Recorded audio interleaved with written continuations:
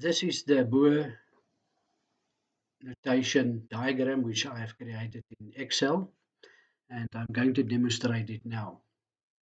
First of all, you will see there's an item on the menu, Boer notation.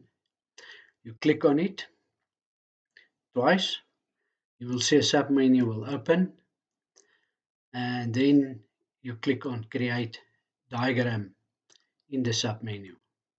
You'll see an empty diagram will appear in front of you.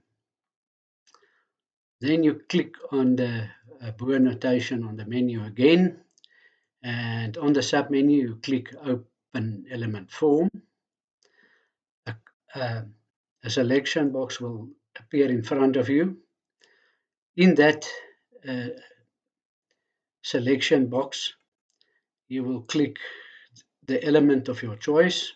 I will click on carbon C6, and I will say Show Element, and you immediately see that the diagram is populated with carbon C6. To clear it, you click on Clear Element, and then you click on the selection box again, the element of your choice, which I will make Organocin. And then again you click on the Show Element button, and you will see how the diagram is populated now.